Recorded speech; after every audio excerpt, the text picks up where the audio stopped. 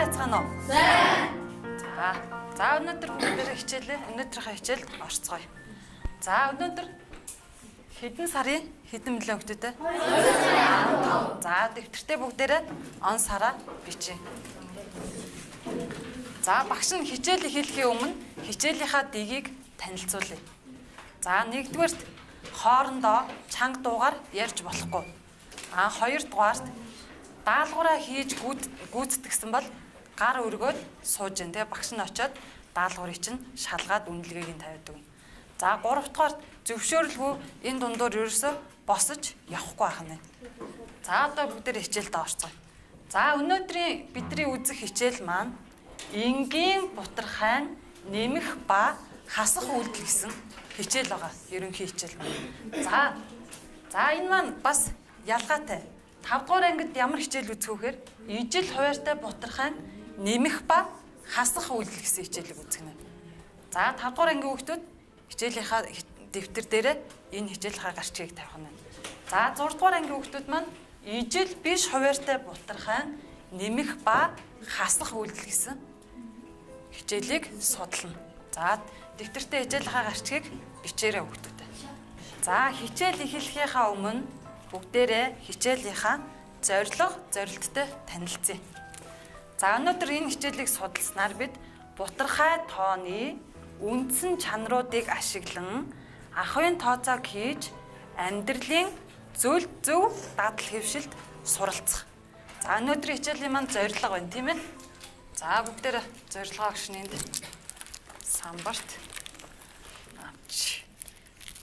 За бид зорилгоо биелүүлэхийн тулд зорилт тавьсан байгаа.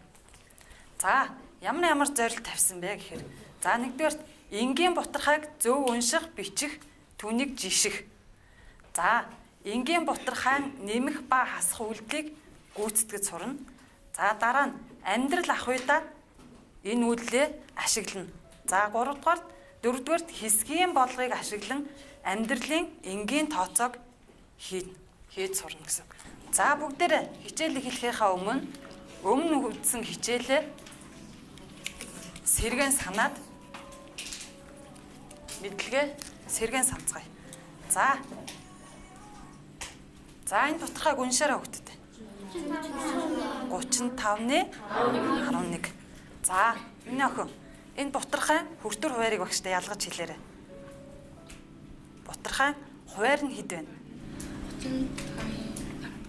Хуваар нь 35, хүртүр нь зүйтэй. Маш сайн байна. За энэ тавьчих. За дараагийн бутархайг уншаарай.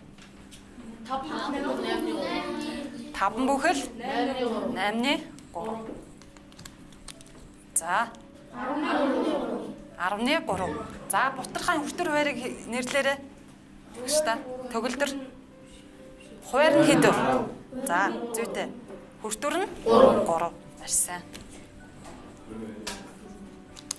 За дараагийнх нь. Гэс уншаач. 25-ны 9. За 25-ны 2. За сайн байна. 10-ны 7. За дараагийнх нь 14-ны 11. За дараагийнх нь 2 бүхэл 13-ны 5. За маш сайн байна. За бид нар бутархай хүртүр хуваараа нэрлэж чадчихжээ, тийм үү? За энэ ямар тэмдэглэгээнүүд вэ хүүхдүүд? Их багын тэмдэг. За тэгвэл яах гэж бид нар бутархайнуудаа хооронд нь их багаар нь яах гэж жишг гэж байна. За авшин. За эхний энэ хоёр бутархайг бүгдээрээ жишээ. За 10-ны 7, 10-ны 3 гэсэн хоёр бутархайг хооронд нь жишээ. Аль нь их вэ? 10-ны 7 их байна. Яагаад? Хуваар ижилгээ бүрдүүр нь зүйтэй. Хуваар ижилхэн байгаа бутархайг жишгтээ биднэрт хүртүрт аль их тоотой байгаа бутархай нь ядгийг их байдаг, тийм үү? За тэгвэл 10-ны 7 нь их байх нь. За дараагийн энэ хоёр бутархайг 25-9. За миний хүн нэрлээрээ аль нь их вэ? 25-9. За 25-9 их. Маш сайн байна. За одоо Энэ хоёр бутархайг жишээ. 35-ны 35-ны. За энд нэг ялгаатай байна. Бутархайн хуваар ижил байна уу хүмүүс ээ? Ижил бус байна. Харин юу нь ижилхэн байна? Хүртүр ижилхэн байна. За хүртүр ижил байгаа тохиол яаж жиших вүлээ? Хүртүр нь ижил бутархай. Хуваар нь баг бутархай нь ямар гэдгийг их байдаг. Өөрөөр хэлбэл энээсээ эсрэг үйлдэлтэй. Тэгэхээр аль нь их вэ гэсэн үг вэ? 14-ний 11 нь их байх нь. За хамгийн сүүл энэ хоёр бутархайг бүгдээрээ жишиж. За энийг гар өргөд хэлэх хүүхдээ нөө 5 бүхэл 8-ны 3. Нөгөөх нь 2 бүхэл 13-ны 5. за аль нь их юм? 5 бүхэл 8-ны 3. За яагаад? Бүхэл их болох. Өө зүйтэй. Бүхэл нь их байна. Тэгэхээр 5 бүхэл юм 2 бүхлээсээ их байна гэсэн. За маш сайн байна. За бүгдээрээ хичээлдээ орцгоё. 8 тэнцүү хэсэгт хуваана. Өөрөөр хэлбэл хаашаашаа 2 нүдээрээ 8 тэнцүү хэсэгт хуваагаа зурна шүү. За зурч гинөө. За түүнийхээ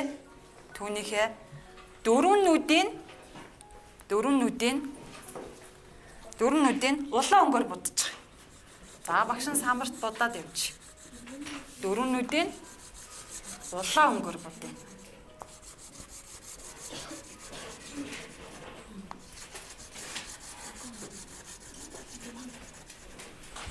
За улаан өнгөр.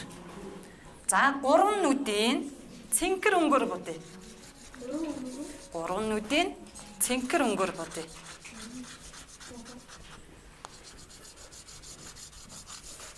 Гуравнуудын цэнхэр өнгөр бүтээ.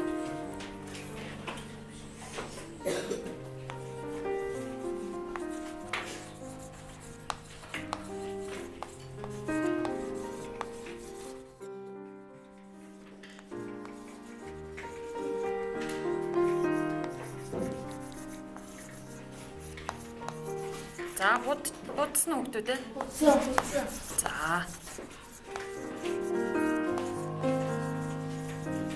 За улаанаар будсан хэсэг. За улаанаар будсан хэсэг нь бид нар хэдний хэдэн хэсгийг улаанаар будсан? 8-ны 4 хэсгийг улаан өнгөөр ясан. Будчихлаа. За цэнхэр өнгөөр 8-ны 3 хэсгийг будсан. За дэвтэртээ тэмдэглээ явъя. За будагдаагүй хэсэг нь хэдний хэдэн хэсэг нь будаагүй үлдсэн.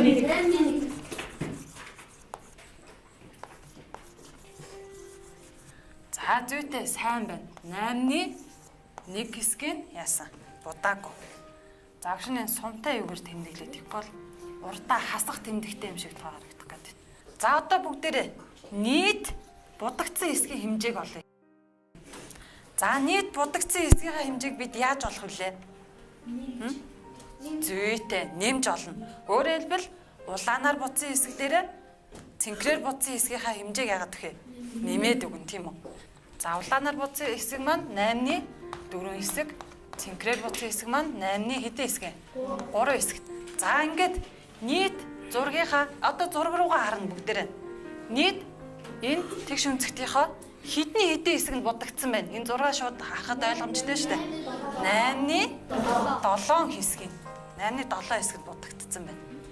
За өөрөөр хэлбэл эндээс юу ажиглаж болж байна хүүхдүүдээ? Юу ажиглаж болж байна? 2 зүйтэй. За хэлээ. Бутархай хуваарийг хിവэр бичнэ тийм үү? Хിവэр бичээд хүртүрийн тоонуудыг хооронд яадаг бах нь? Нэмдэг бах нь. 7 гэдэг маань 4-ээр 3-ыг нэмээд гарч ирсэн тоо. Ингээд 7. За тэгвэл эндээс бид нар яасан? Ижил хуваартай бутархайг нэмэх 4-ийг яагаад ирсэн? Гаргаад ирлээ. За одоо штэ. За аль хэсэг нь илүү будагдсан байна. Одоо улаан цэнхэр өнгө хоёрын 6-аас харахад улаан өнгө нь нэг хэсгээр илүү будагдсан байна. За энийг яаж олж ирэх вэ? Яаж олох вэ хэдүүлээ? Томьёонд оруулаад олъё. Зүйтэй. За хэлье. Алинаас 4-өөс 8-ны 3-аас. Зүйтэй. 8-ны 4 хэсгээс 8-ны 3 хэсгийг хасахаар 8-ны 1 хэсэг. Өөрөөр хэлбэл улаан өнгө 8-ны 1 хэсгээр цэнхэр өнгөөсөө ямар байна гэсэн үг вэ? Илүү будагдсан байна гэсэн үг, тийм үү? За, зургаас харахад ойлгомжтой. За, тэгвэл бид нар зургаас илэрхий байгаа зүйлийг энд яасан энгийн бутархаагаараа илэрхийлээд олоод биччихлээ. Өөрөөр хэлбэл за эндээс юу ажиглаж болох вэ одоо? Одоо хуваар нь ижилхэн бутархаануудыг хасахдаа хуваарийг хэвээр тавиад хүртүүрүүдийг хооронд нь яадаг бахна уу? Хасдаг бахна вэ? Хасаад гарсан тоо хүртүүрт яадаг бахна уу? Бичдэг бахна. За багш нь энд томьёогоор илэрхийлээд бичсэн. За ижил хуваартай бутархааг нэмэхдээ бутархаан хуваарийг хэвээр бичиж хүртүүрүүдийн нийлбэрийн утгыг уг бутархаан хүртүүрт бичнэ. За цааш нь нийлбэр бутархай хураагдахаар бол хураана гэж байна. Өөрөөр хэлбэл бид нар өмнөх хичээлдэр бутархай хураахыг үзсэн байгаа. Нийлбэр бутархай хураагдахаар бол цааш нь бас яах нь вэ? Хураах үйлдэлийг гүйцэтгэх юм байна. За багшны дүрмээ гаргаад тавьчих. За ижил хуваартай бутархайг хасахдаа бутархайн хуваарийг хэвээр бичиж хүртүүрүүдийн ялгуурын утгыг хүртүүрт бичнэ. Нийлбэр бутархай хураагдахаар бол яах вэ? Хураана гэж. За адилхан баахна. Бутархайг нэмж хасдаг дүрм нь бол ерөнхийдөө адилхан ганцхан үйлдгийн тэмдгээрээ л хоорондоо яасан ялгаатай. За энд багш нь томьёо хэлбэрт оруулаад бичсэн баахна. За бутархайн хуваар тэг байж болохгүй гэж. Өөрөөр хэлбэл тоог тэг хувааж болдгоо гэсэн дүрмийг энд давхар агуулаа явж байгаа. За ингээд 5 дугаар ангийн хүүхдүүд маань номныхоо 69 дугаар хуудсыг гаргаад тэн дээр энэ бутархаан тодорхойлт байгаа. Тэрийгэ бичиж тэмдэглэнэ. За 6 дугаар ангийн хүүхдүүд одоо шинэ мэдлэгээ багш нь өгөхөө өмнөх мэдлэгээ баттгаад энэ дасгалыг яах вэ? Ажиллана дэвтэртээ. Тодорхойлт олсон уу? Энэ биш үү? Ижил хуваартай бутархайг нэмэхтэй гэдэг тодорхойлт байна. За энэ тодорхойлтыг бичиж гараа. За 5 дугаар ангийн хүүхдүүд маань тодорхойлтоо бичээд дууссан уу? За тодорхойлтоо бичээд дууссан бол самбар руу багштайгаа хамтарч бодлогоо бодно. За бичсэн хүүхдүүд нь дэвтэртээ энэ жишээ бодлогыг бичээд бодож явах нь саяны тодорхойлтоо ашиглаад.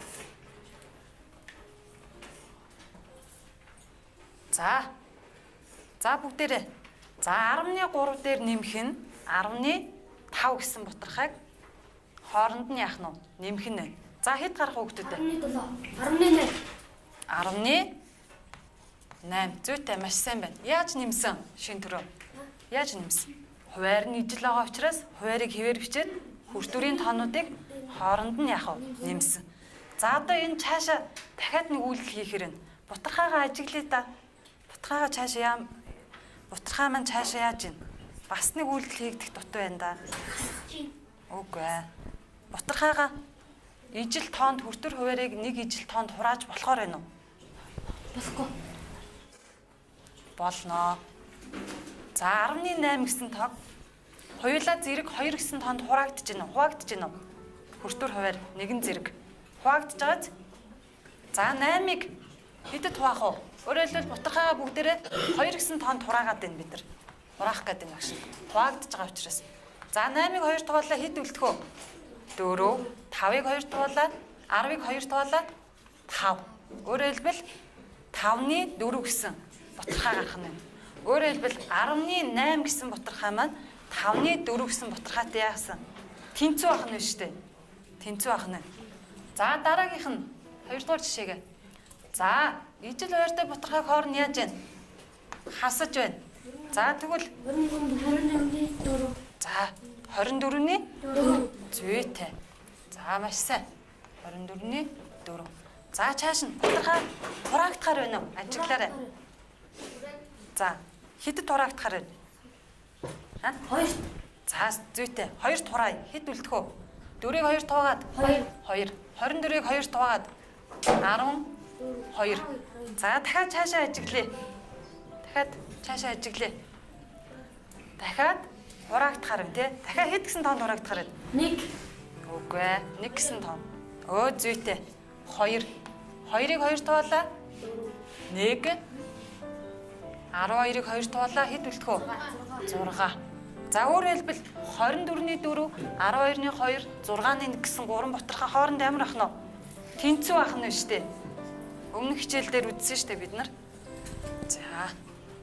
За маш сайн байна. 5 дугаар ангийн хүүхдүүд сурах бичгийнхээ 69 дугаар хуудсын дасгал 74, 77, 78-ыг дэвтэртээ ажиллана. Дэвтэртээ гүйцэтгэн.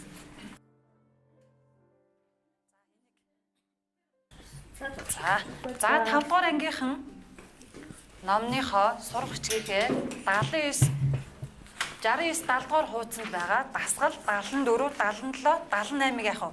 Дэвтэртээ хийгээд дасгалаа ажиллах нь байна. 69 70. 69 гэр энэ биш үү? Энэ дасгал биш үү? 74 тийм үү? 77 75, 77, 78 гэдэг ингэж хаашаа. За. Багш нь үнэлгээ та нарыг үнэлэхээр энэ ширээн дээр чинь өөрийгөө үнэлэх юм үнэлгээний хуудас бэлдээ тавьсан байгаа.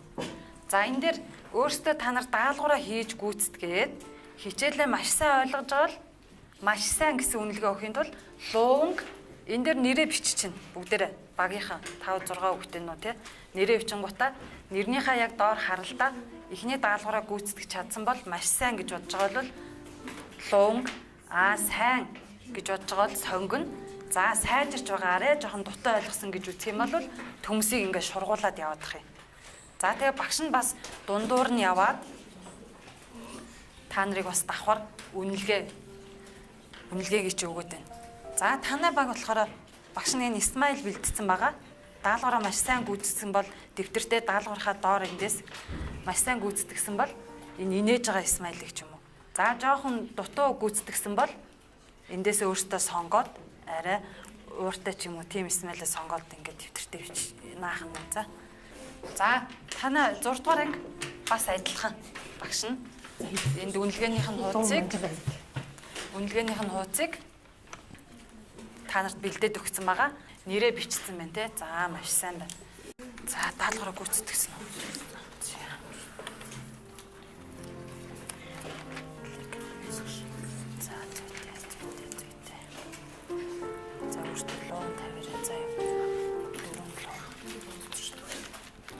Даалгавраа дуусах.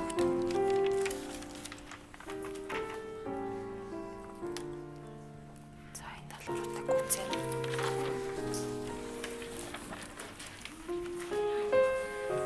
За маш сайн байна. За үлдсэн энэ хоёр даалгавраа дэвтэртээ бодоод сууж байгаарай.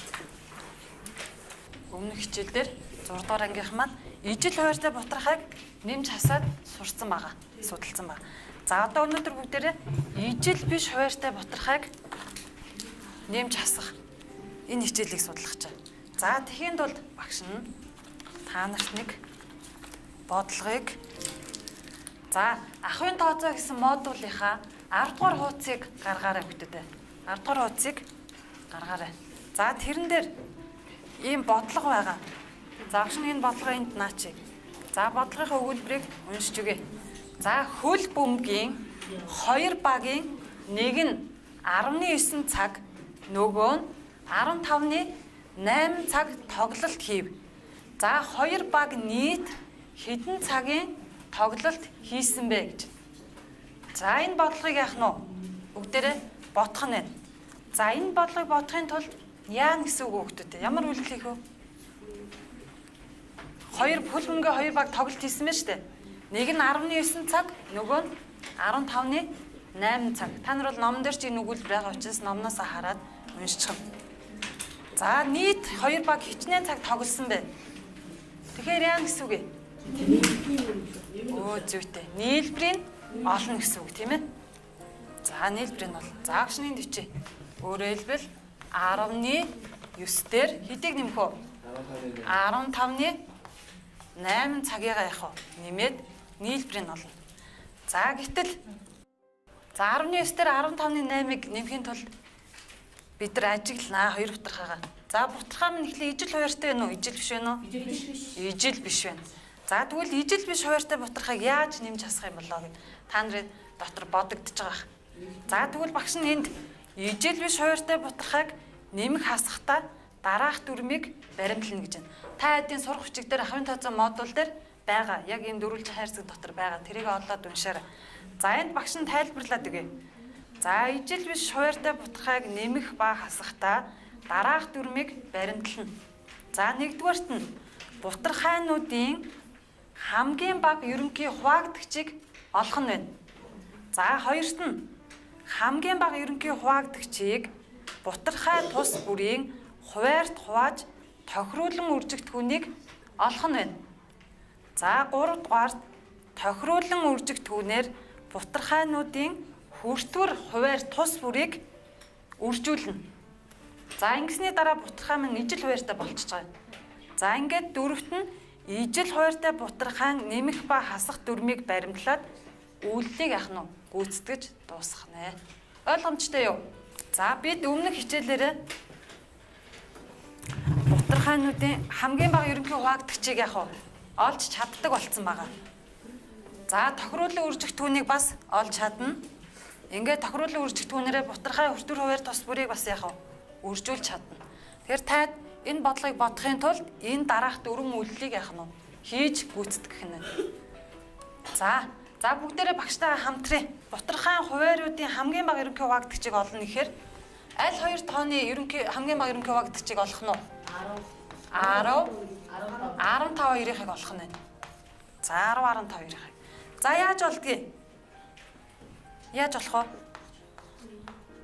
Яаж олох вэ? За хоёр тоогоо анхны тооны үржүүрт яах юм? Задлж чинь тийм үү? За 10-ыг эхлээд 2 гэсэн анхны тоонд хуваана. За хэд үлдэхөө? 5. Дараа нь 5 гэсэн тоон л яах вэ? Хуваагдана. За өөрөөр хэлбэл 10 гэсэн тоо маань 2-ыг үржих нь 5 гэсэн 2 анхны тооны үржүүрт яаж гэнэ? Задарч байна. За одоо 15-ыг. За зүйтэй. 15 3-т хуваагдаж байна тийм үү? За хэд үлдэхөө? 5 үлдэнэ. 5-ыг 5-д. За өөрөөр хэлбэл 15 гэсэн тоо маань 3 5 гэсэн 2 анхны тооны үржүүрт яах вэ? Задрах нь. За одоо хамгийн бага ерөнхий хуваагдагч яаж сонгож авах вэ? Хоёуланд нь ижил байгаа зүйл байна уу? За хэд вэ? 5. За 5 хоёуланд нь ижил нэгэн зэрэг байгаа учраас нэг л удаа яах вэ? Сонгож авна. За өөр. За 10 гэсэн тооны задаргаанд 2 гэсэн тоо 15-д байна уу? Байхгүй. Байхгүй ч гэсэн яах вэ? Сонгож авна. За энд одоо хэд үлдсэн байна? 3. За 3-ыг бас сонгож авна. За ингээд давхурдж байгаа тоогоо нэг л удаа сонгож авна. Давхуртаагүй тоонуудаа дандаа дахиад нэг удаа авах нь шүү дээ. За үржүүлээ. 2 5-ыг 10 10-ыг 3-аар үржлээ 30. За өөрөөр хэлбэл бидний хамгийн бага ерөнхий хуваагдагч маань хэд гарсан? 10 15 гэсэн тооны хамгийн бага ерөнхий хуваагдагч 30. За одоо энэ ихний үйлдэл тийм үү бид хэдийн. За хоёрдугаарх нь хоёрт нь яа гэж байна? За хамгийн бага ерөнхий хуваагдагчийг хутгай тусрын хуваарьт хувааж тохируулан үржигдэхүүнийг яана гэсэн. Олно. За 30-ыг хэдэд хуваах нь гэхлээр 10-т хуваах нь. Хэд гарсан? 3. За энэ тохируулан үржигдэхүүнээ бутархайн хүртвэрийн дээд болонд нь биччихдэг. За 3-т нь. За дараах нь 30-ыг 15-д хуваагаад хэд ирсэн? 2. За өөрөөр хэлбэл энэ 15 гэсэн хуваарьтай бутархайн тохируулан үржигдэхүүн 2 байна. За одоо тохируулан үржигдэхүүнээ бутархайн хуваарь хүртвэр тус бүрийг яана гэсэн үржүүлнэ.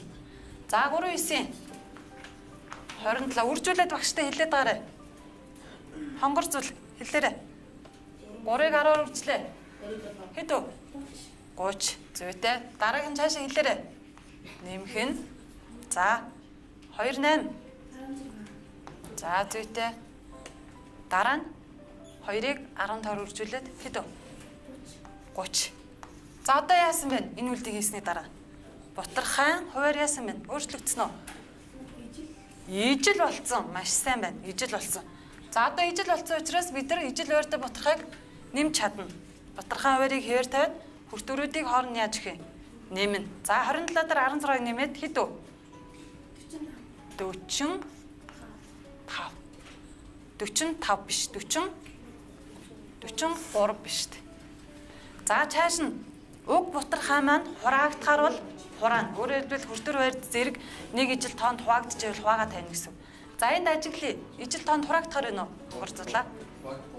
Хуваагдахгүй. За тэгэхээр 30-ны 43 гэсэн. Гарах нь. Өөрөөр хэлбэл 30-ны 43 цаг яасан байх нь? Тоглосон байх нь.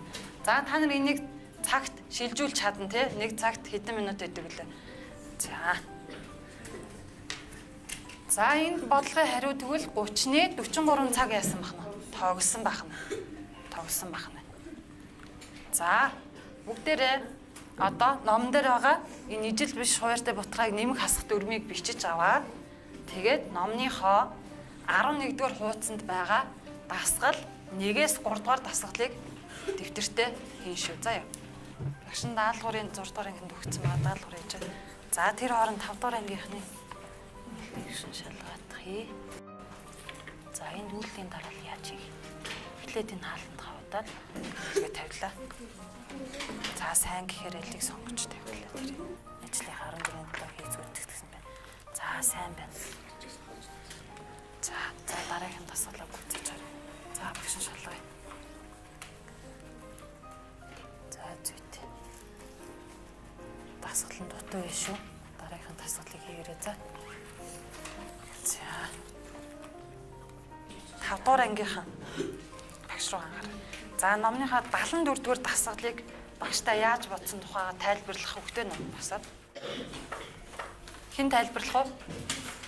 За отгон бол басаарай. За бодлогынхаа өгүүлбэрийг за эндээс багш нь унш. Ажилчин нийт ажлынхаа 14-ний 3 хэсгийг эхний өдөр, 14-ний 4 хэсгийг 2 дахь өдөр гүйцэтгэв. Тэр нийт ажлынхаа хэдэн хэсгийг гүйцэтгсэн бэ гэсэн бодлого юм тийм ээ. За яаж бодсон? 14-ний 4-ийг 14-ний 3-ыг нэмээд 14-ний 7 хэсэг. За тэгвэл тэр ажилчин маань ажлынхаа 14-ний 7 хэсгийг яасан? Хийж гүйцэтгсэн байна те эхний 2 өдөр. Нэмэх хөдлөө яаж гүйцэтгсэн? Ижил хуваартай бутархайг нэмэх дүрмээр баримтлаад энэ хөдлийг бодлогоо батсан байна те. За баярлалаа. За сууч. Сайн байна. За 75 дугаар дасгалыг босоод багштай яаж бодсон тухайга тайлбарлаж өгөх хөхтэй нөө. За сайн босоод. За багш нь өгүүлбэрийн эндээс уншиж. Лаазны 5-ны 4 хэсэгт будаг байв. Ширээ будсны дараа лаазны 5-ны 1 хэсэгт нь будаг үлдсэн байлаа. Ширээ будахад орсон будагны хэмжээг олоорой гэсэн бодлого байна. За яаж бодсон багштай аргаа тайлбарлаарай. 5-ны 4-өөс 5-ны 1-ийг хассан. Зүйтэй. Ингээд 5-ны 3 хэсэг гарсан. За өөрөөр хэлбэл яасан бэ? Бутархай маань ямар вэ? Ижил хуваарь. За ижил хуваарьтай бутархайг хасах дүрмийг баримтлаад бодлогоодсон байна. За маш сайн байна. За багштай бодлогоо тайлбарлаж өгөх хөхтэй нөө. Хэдүүр тасгал. 78. За багштай бодлогоо тайлбарлаад өгч. За яаж бодсон? Багштай бодлогоо тайлбарлаарай. За нийт тал байна. Хэдний эдийн хэсэгт нь луун тарьсан? 15-ны 4 хэсэгт нь луун. 15-ны 8 За ингээд нийт талбайхаа хичнээн хэсэгт нь төмс луун тарьсан. 15-ны 12 хэсэгт нь төмсний ногоо тариаллаа. 15-ны 3-т нь зүйтэй. За маш сайн байна. За сууч. Сайн. За видеот орж гараад ирэх. За багштай энэ бодлогоо тайлбарлаж өгнө. За багштай тайлбарлаж бодлоо. 15-ны 4 хэсэгт нь төгс тариад 15-ны 5 хэсэгт нь луундарсан. За нэг хичнээн хамтлаг төгс луундарсан. Тэгээ 15-ны 9 хэсэгт нь төгс луундарсан. За одоо бүгдээрээ өнөөдрийн үтсэн шинэ мэдлэгээ баттгаад гэртээ гэрийн даалгавраа явах хийж ирнэ гэсэн. За багш нь гэрийн даалгаврын энэ дээр бичээ тэмдэглэсэн байгаа 5 дугаар анги гэхэд ахуйн тооцоо модуль номны хуудас 5-ын дасгал 1-ээс 6-г. За 2 дахь математик 5 дугаар анги сурах бичгийн хуудас 70-аас 71 дасгал 78-аас 80. За Дээрээс нь нэг нэмэлт даалгавар өгнө. 3 дугаар даалгавар гэхээр энэ саяны бидний ногоо тариасан талбай үлдсэн хоосон хэсэгт ногоо тарьж болох уу? Болно тийм ээ. За ямар ногоо тарих уу, ямар үнэтэй байдгийг, ямар ач тустай тэрний талаар гэрийн даалгаварт тэрийг олж мэдж ирэх нэ. За ингээ багш даалгаврын тараалт өгч. За гэрийн даалгавар. Гэрийн даалгавар. За багш танай багийн үнэлгээг өгье.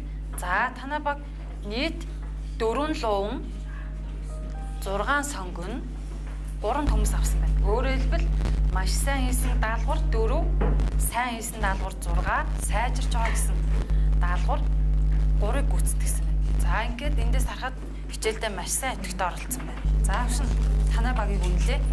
За сайн гэсэн үнэлгээ 4-ийг, сайжирч байгаа гэсэн үнэлгээ 3-ыг,